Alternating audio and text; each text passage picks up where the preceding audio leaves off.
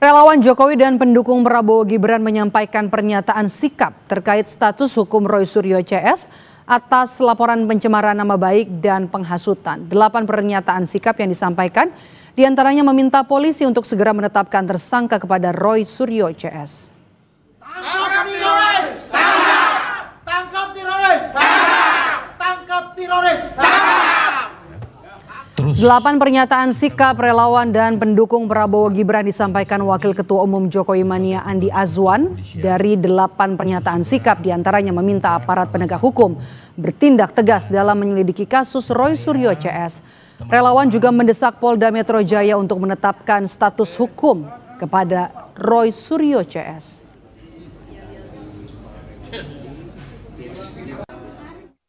Mendesak Polda Metro Jaya untuk segera menetapkan status hukum terhadap teroris Tifa, Roy Suryo, dan Rismon beserta kawan-kawannya atas dugaan pencemaran nama baik dan penghasutan yang dilaporkan sejak lama.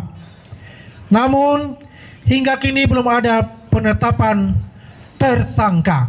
Kedua, menolak segala bentuk pembiaran terhadap penyebaran isu bohong dan fitnah, khususnya terkait ijazah Presiden ke-7 Republik Indonesia, Insinyur Haji Joko Widodo, yang dituduhkan palsu.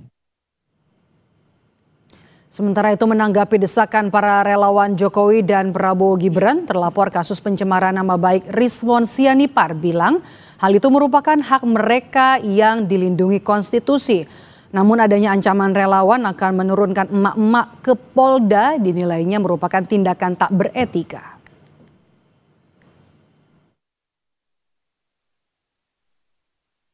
Itu merupakan hak mereka untuk berbicara, itu dijamin oleh konstitusi kita, tetapi dengan cara mengerahkan 500 emak-emak ke Polda Metro Jaya untuk mengintimidasi Polda Metro Jaya agar secepatnya menersangkakan kami itu merupakan tindakan yang tidak beretika, ya. Ya, kami mengeluarkan buku, ya, Jokowi White Paper yang isinya secara saintifik bisa dibuktikan, diuji oleh orang lain, harusnya itu diikuti oleh para relawan Jokowi ini, ya, dengan cara-cara yang beradab dan cara-cara ilmiah. Kasus pencemaran nama baik Jokowi yang bergulir di Polda Metro Jaya dengan terlapor Roy Suryo CS akan jalan di tempat. Yang terakhir, polisi memanggil Roy Suryo pada 28 Agustus lalu, sementara 2 rekannya yakni Rismon Sianipar dan juga Dr. Tifa terakhir diperiksa Polda pada 20 dan juga 21 Agustus 2025. Memasuki bulan ke-6 sejak Jokowi melapor ke Polda Metro Jaya, hingga kini belum ada penetapan tersangka. Kita bahas petang ini bersama dengan kuasa hukum Roy Suryo CS Ahmad Hozinuddin dan juga ada Wakil Ketua Umum Jokowi Mania Andi Azwan. Selamat petang Bapak-Bapak dengan Maidop. Ya, selamat petang. Oke, saya mau ke Bung Andi terlebih dahulu. Bung Andi, sebelum kemarin ya, Anda dan juga kawan-kawan menggelar konferensi pers. Apakah sebelumnya sudah mendapat informasi terbaru dari penyidik soal status Roy Suryo CS? Ya, untuk status itu saya mendapat informasi dari saksi ahli terakhir dan kami itu sudah selesai pemeriksaan terakhirnya dan mendapat kabar lah kira-kira kemungkinan ya kita akan menyerahkan semua kepada penyidik ya, yaitu mungkin pertengahan Oktober itu status hukum itu sudah bisa, katakanlah gelar perkara itu bisa dilaksanakan gitu. Karena semua saksi-saksi itu sudah diperiksa oleh para penyidik ya. Jadi kita lihat saja seperti apa. Memang ya teman-teman ini juga merasa bahwa ini begitu lama gitu, drama-drama ini terjadi. Katakan sudah hampir 6 bulan sejak Pak Jokowi melaporkan pencemaran nama baik tersebut ya. Dan memang juga kita menyadari bahwasannya banyak alat bukti dan banyak saksi-saksi yang diperiksa dan sangat intensif dan juga berhati-hati. Kalau kita lihat juga kejadian kemarin terjadinya ada demonstrasi di Palembang itulah salah satu juga kemungkinan yang menghambat dari kerja-kerja dari pihak penyidik ya terhadap kasus ini. Tapi ya kita seperti ketahui bahwa kita masyarakat semua ini jenuh lah dengan kondisi-kondisi seperti itu, ya seperti ada suatu pembiaran dan sebagainya. Makanya kita akan membuatkan barisan kita dan meminta kepada Polda Metro Jaya untuk segera menerapkan status ini, ya tersangka atau KSP 3, biar status hukumnya itu jelas gitu di mata masyarakat gitu. Jadi tidak ada polarisasi kembali yang terjadi di masyarakat kita. Begitu, Dok. Oke. Saya mau ke Bung Hosinudin. Mendesak untuk penetapan status tersangka begitu ya, tapi juga mengancam akan membawa emak-emak juga ke Polda Metro Jaya. Menurut Anda, Bung Hosinudin? Ya, baik. Bismillahirrahmanirrahim, saya ingin menyampaikan 3 poin ya, menanggapi konferensi pers yang disampaikan oleh pendukung Jokowi begitu.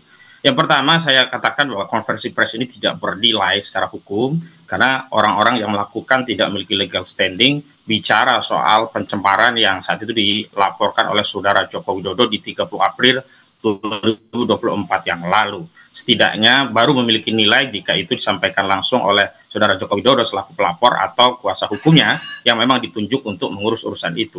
Adapun hal-hal yang lain yang dilaporkan misalkan oleh Peradi Bersatu yang dulu melaporkan juga klien kami yang kemudian terbukti bukan Peradi Bersatu, ya nilai cumanan ini tidak dalam konteks pencemaran. Jadi tuntutan terkait pencemaran itu tentu saja tidak memiliki bobot hukum karena bukan disampaikan oleh pihak yang melaporkan yang punya kewenangan langsung apakah dirinya merasa direndahkan serendah-rendahnya, dihinakan sehina-hinanya karena disebut ijazahnya palsu. Yang kedua, dalam konteks proses dan prosedur, saya kira Bung Andi Azwan juga harus periksa dari keseluruhan persoalan, ya, bukan hanya saksi yang diajukan oleh penyidik atau saudara Joko Widodo. Sementara saksi-saksi di pihak kami belum di cross check apakah sudah diterima atau diperiksa. Sekedar konfirmasi kepada media dan seluruh masyarakat bahwa saksi-saksi kami itu masih ada yang belum diperiksa, baik saksi fakta maupun ahli begitu. Ahli yang kami sodorkan itu baru yang diperiksa adalah dari AJI ya Mas Lukas Luarso, yang kemudian kami juga jadwalkan ulang ahli dari media begitu terkait jurnalistik, Bambang ya Mas Bambang Harimurti dari Tempo yang pernah menjadi wartawan Tempo maksud saya, wartawan Sinar untuk menjelaskan, dan pernah dijadwal tapi karena peristiwa 25 Agustus yang lalu sempat tertunda dan sampai hari ini belum ada jadwal. Kemudian pemeriksaan Rismon Sianipar yang tadi di 21 Agustus yang lalu juga sudah mengajukan permohonan dan sudah diterima oleh penyidik untuk menghadirkan ahli dalam proses penyidikan. Setidaknya pertama ahli pidana ada 2 orang yang telah dipersiapkan, yang kedua ahli linguistik forensik yang sudah kami siapkan, dan yang ketiga ahli ITE. Ini berkaitan dengan pasal-pasal yang dituduhkan dan perlu juga tafsiran tentang unsur-unsur pasal itu dari pihak kami. Dan sampai hari ini belum ada panggilan lanjutan, sehingga sangat kesusu ya kalau orang Jawa bilang, ini terburu-buru begitu ya. Prematur sekali tuntutan untuk meningkatkan status orang yang apalagi kita harus menghormati asas praduga tak bersalah. Ini seolah-olah kawan-kawan ini mau mendahului penyidik padahal proses dan prosedur serta tahapan dalam pemeriksaan penyidikan itu belum selesai. Nah, poin yang ketiga yang paling penting adalah setelah klien kami Roy Suryo bersama tim mendapatkan salinan resmi ijazah fotokopi yang dilegalisir yang berasal dari KPU yang itu milik saudara Joko Widodo, itu justru makin menguatkan bahwa penelitian yang dilakukan oleh Rismon Sianipar dan Roy Suryo itu pada objek yang sama. Karena ijazah yang resmi diberikan KPU kepada Roy Suryo dan timnya itu ternyata fisiknya sama atau identik dengan ijazah yang selama ini sudah diteliti, atau setidaknya sama dengan apa yang diupload oleh Dian Sandi yang diklaim sebagai ijazah asli saudara Joko Widodo yang belakangan dia mencabut klaimnya. Dan ini juga menjadi konfirmasi bahwa ternyata masalah ijazah palsu ini semestinya menjadi temuan baru untuk bisa membuka kembali aduan tentang dugaan ijazah palsu di Barreskrim Mabes Polri, sehingga temuan baru ini bisa berkonsekuensi 2 hal. Pertama, saya setuju tadi Bung Andi Azwan, bisa saja ini bisa menyebabkan SP3 atau surat perintah penghentian penyidikan di kasus Polda, tetapi sekaligus bisa membuka kembali tuduhan ijazah palsu yang sudah dilaporkan di Barreskrim Mabes Polri, sehingga masalah ijazah palsu ini bisa diungkap kembali. Tapi kuncinya satu, tinggal menunggu ijazah asli yang diklaim dimiliki oleh saudara Jokowi ditunjukkan untuk dicocokkan sehingga menjadi clear bagi segenap anak bangsa apakah kita benar-benar pernah dipimpin oleh seorang presiden 2 periode dengan ijazah palsu. Begitu. Kita sudah dapat poinnya. Bung Andi, respons Anda ini kemudian tadi prematur dikatakan terburu-buru dan masih banyak saksi yang belum diperiksa dari kubu Roy Suryo CS? Ya, itu kan pendapat dari ahli hukumnya, pengacara yang sah-sah saja untuk bisa membela kliennya. Yang jelas apa yang kita ketahui ya, kita juga mempunyai hak untuk meminta bagaimana sih perkembangan dari status ini. Kalau dia katakan ada novum baru mana, mereka sendiri tidak melihat ya ijazah asli dari beliau seperti apa.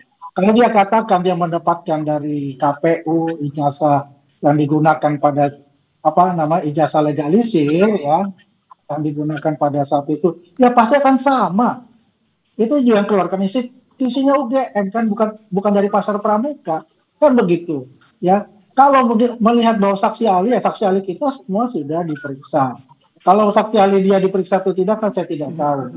Yang jelas apa yang terjadi itu ya dengan kondisi yang katakanlah sudah berjalan ya. Ya kita pengen cepat. Bang Andi saya potong, maaf. Begini, kalau sampai sekarang belum ada penetapan tersangka walaupun kasus ini sudah naik ke penyidikan, itu artinya belum ada alat bukti yang kuat untuk menjadikan Roy Suryo CS tersangka, atau ada faktor lain Anda melihatnya? Jadi begini, kan faktor lain itu adalah kan terjadi kerusuhan itu ya, demonstrasi besar-besaran itu. Yang jelas itu menguras para penyidik ya, pikiran ya, dan teman para penyidik terutama dari Kamek lah untuk itu kan semuanya kan berkonsentrasi ke sana ya kan. Nah ini kan sudah berjalan ya, itu alat buktinya banyak loh Mbak, alat buktinya lebih dari kira-kira hampir 500-an itu alat bukti, 100 orang lebih yang sudah diperiksa ya, sebagai saksi ahli maupun saksi pelapor ya dan sebagainya ya. Kalau itu yang dikatakan oleh Sinudin ya sah-sah saja untuk itu. Yang jelas itu ada pembuktiannya nanti ya setelah dilakukan oleh penyidik ya. Gelar perkara itu yang kita tunggu-tunggu. Kapan ini gelar perkara ya kan? Kalau gelar perkara sudah dilaksanakan kita sudah jelas tuh ya gimana hukumnya. Dan juga kalau kita katakan bahwasannya tidak punya legal standing, ini kan selalu dikatakan legal standing. Di dalam kita. Kita sudah dapat poinnya, Bung Husnudin. Bang Andi, kita mau ke Bung Husnudin. Dari pemeriksaan terakhir klien Anda di Agustus kemarin, apakah kemudian penyidik sudah mengarah ke penetapan tersangka kepada klien Anda?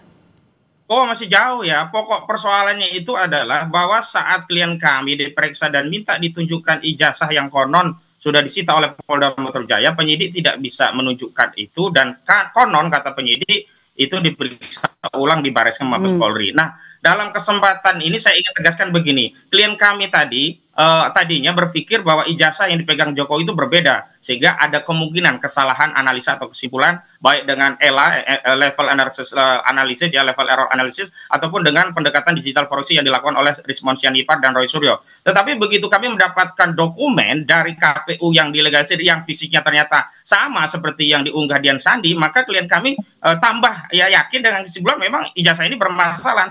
Sekarang tinggal kita tunggu ya sikap negarawan, keberanian saudara Joko Widodo untuk menunjukkan ijazahnya. Kalau ijazah itu ternyata sama dengan yang dilegalisir, walaupun secara substansi kami meyakini sama, tapi secara formil kan kita memang harus melihat ijazah yang dipegang Jokowi langsung. Maka kalau ijazah itu ditunjukkan sama, ya sudah, kesimpulan klien kami tidak akan berubah bahwa ijazah itu palsu dengan penelitian sudah dilakukan oleh klien kami. Dan kalau ijazah itu palsu berarti berkonsekuensi pada dua hal.